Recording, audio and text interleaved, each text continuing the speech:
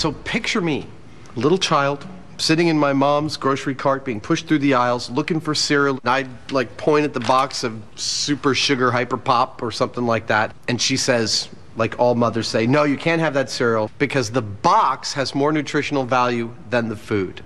Well, like beavers eat wood. That's sort of a wood product. Do I look like a beaver to you? Sometimes.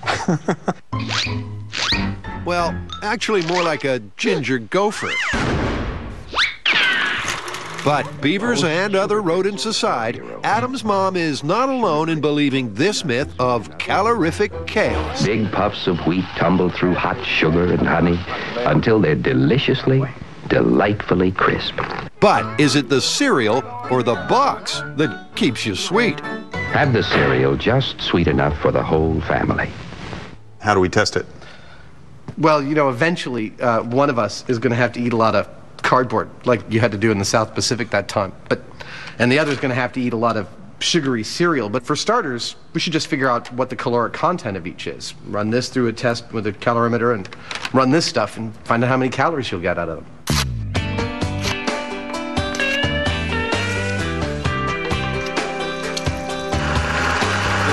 Yummy. To make the cereal box more palatable, Jamie's whisking it up into a cardboard smoothie. Kind of reminds me of high school for some reason. Ah, Jamie's school days, practicing football, growing facial hair, and drinking cardboard. But his recipe gets stranger still as he turns it into pellets. Jamie. Yeah. Wow. Are you replicating the intestines of some small furry animal? Here, have some. Have you tried it? Yeah.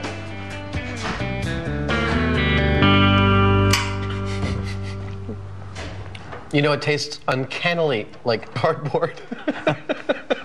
As Jamie prepares more of next week's dinner, Grant's helping Adam with something much more energetic.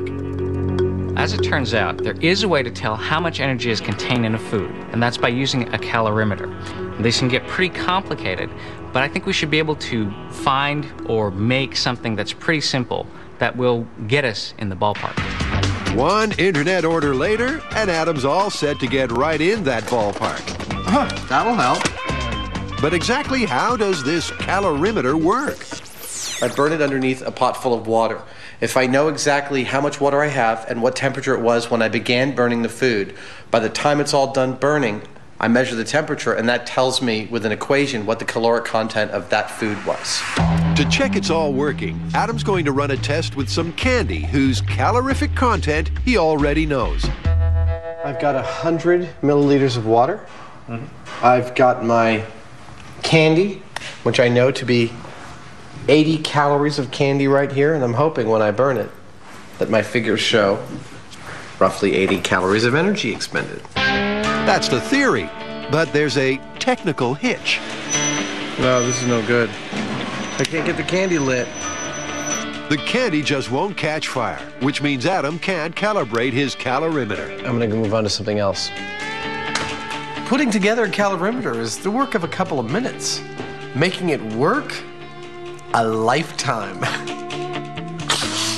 So far, it's hardly a rip-snorting success, but Adam's going to plow on regardless, starting with his mom's nemesis, a commonly available cereal. Look at that. And remarkably, it works.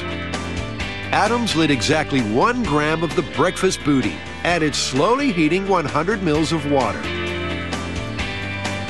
And we're out. I'm going to start reading the temperature now, even though it's going to take a couple minutes to reach the full temperature. The water temperature went up by 10 degrees, which, after some complex calculations, means that 1 gram of cereal equals 9 calories. Can the regular run-of-the-mill cereal box do any better? Smells like poo. Well, no. After it's burnt completely, Adam does more sums to find that the box has 20% less energy than the cereal. So what does that mean for Adam's mom? At this point, Mom is wrong, but Mom got a lot closer than I would have pegged. I wouldn't have thought that the cardboard box would show only 20% less calories than the cereal. With the scales tipped in favor of the cereal, it's time to start banqueting on box.